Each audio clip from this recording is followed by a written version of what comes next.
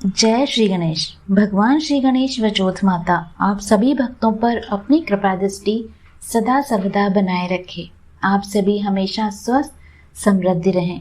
आश्विन माह में संकष्टी चतुर्थी व्रत का पूजा मुहूर्त क्या रहेगा, किस प्रकार पूजा करें कि गणपति जी को प्रसन्न किया जाए, तो आज मैं आपके साथ शेयर करने वाली हूँ। संकष्टी चतुर्थी पूजा का शुभ मुहूर्त, किस प्रकार गणपति जी को प्रसन्न करें, साथ ही आज कौन सी कहानी सुनी जाती है जिससे विघ्नराज भगवान श्री गणेश सभी मनोकामनाएं पूर्ण करते हैं।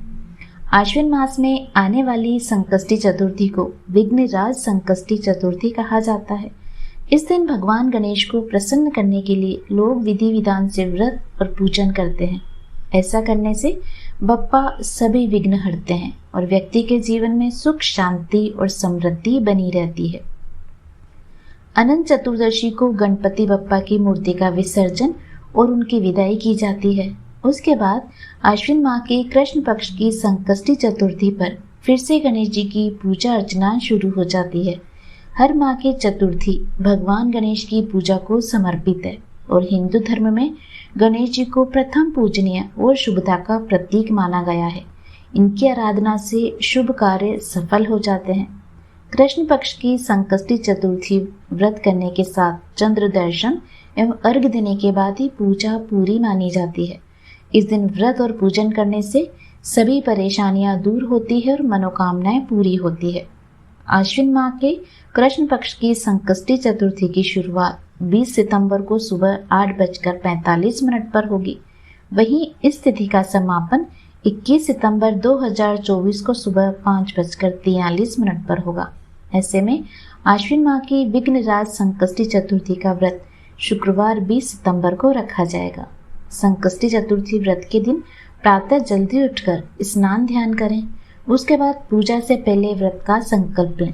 इसके बाद मंदिर की साफ सफाई करने के बाद भगवान श्री गणेश की प्रतिमा या मूर्ति आपके पास जो भी हो उसे स्थापित करें। उसके बाद सबसे पहले बप्पा का जल अभिषेक करें, पुष्प फल चढ़ाएं और पीले रंग का चंदन लगाएं। बेसन के लड्डू या मोदक का भोग लगाएं। इसके बाद संकष्टी चतुर्थी का पाठ करें और पूजा के अंत में गणेश जी की आरती करें और उसके बाद चंद्रमा दर्शन करने के बाद अर्घ्य दें। और जब तक हिंदू धर्म में व्रत के साथ कहानी सुनी नहीं जाती तब तक वो व्रत अपूर्ण माना जाता है। तो अब आप सुनेंगे विघ्नराज संकष्टी चतुर्थी व्रत की कथा। पौराणिक कथा के अनुसार दानवीर दैत्यराज बलि के सुप्रतापी पुत्र में से बाणासुर भी एक था, जिसने भगवान शिव की कठिन तपस्या की थी। और बाणासुर की एक बेटी थी जिसका नाम उषा था। एक दिन उषा को सपना आया कि वह अपने होने वाले पति अनिरुद्ध से दूर जा रही है। इसे सपने के बाद से ही वो विचलित हो गई और उन्होंने अपनी सहेली चित्रलेखा से कहा कि त्रिभुवन में रहने वाले सभी लोगों के चित्र बनवाए जाएं, जिससे वो अनिरुद्ध को पहचान पाए।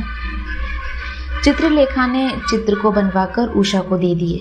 उषा ने एक चित्र को देखते हुए कहा कि यह वही है जिसके साथ सपने में मेरा पाणी ग्रहण हुआ था। इसके बाद उषा ने अपनी सहेली को उसे ढूंढने का आदेश भी दिया। अपनी सखी के कहने पर चित्रलेखा ने कई स्थानों पर अनिरुद्ध को ढूंढा और कई दिनों के बाद द्वारकापुरी में अनिरुद्ध मिला, जिसके बाद उसे बाणासुर नगरी लाया गया। अनिरुद्ध के गुम होते ही राजा प्रद्युम्न अपने पुत्र के शोक में चले गए।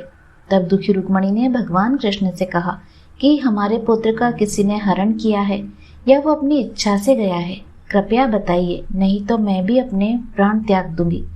रुक्मणी की बातें सुनकर श्री कृष्ण जी ने यादुओं की सभा बुलाई, जहां पर उन्होंने लोमश ऋषि के दर्शन करके उन्हें सारी घटना के बारे में बताया।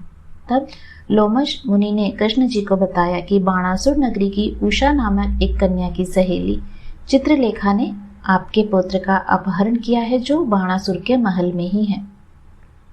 इसी के आगे उन्होंने कहा, आप आश्विन मास में आने वाली कृष्ण पक्ष की संकष्टी चतुर्थी का अनुष्ठान कीजिए। इस व्रत को करने से आपका पुत्र वापस आ जाएगा। श्री कृष्ण ने विघ्नराज संकष्टी चतुर्थी का व्रत रखा और विधि पूर्वक पूजा की। माना जाता है इस व्रत के शुभ प्रभाव से गणेश कृष्ण जी को उनका पुत्र वापस मिला। धार्मिक मान्यता के अनुसार विघ्नराज संकष्टी चतुर्थी का व्रत करने से संपूर्ण विपत्तियों का नाश होता है, साथ ही जीवन में शांति और धन धान्य का वास होता है। हालांकि बाद में कृष्ण जी ने बाणासुर के सहस्त्र भुजाओं को काटकर उसे युद्ध में पराजित कर दिया था। उम्मीद करती हूँ आपको आज की वीडियो पसंद आई होगी। इसी तरह की हिंदू धर्म से जुड़ी हुई कहानियाँ व जानकारी सुनने के लिए आप हमारे चैनल से जुड़े रहिए व इसे सब्सक्राइब अवश्य कीजिए। भगवान श्री गणेश आप सभी भक्तों की समस्त मनोकामनाएं पूर्ण करें। मिलते हैं आपसे अगले वीडियो में। तब तक आप सभी स्वस्थ रहें, खुश रहें। धन्यवाद।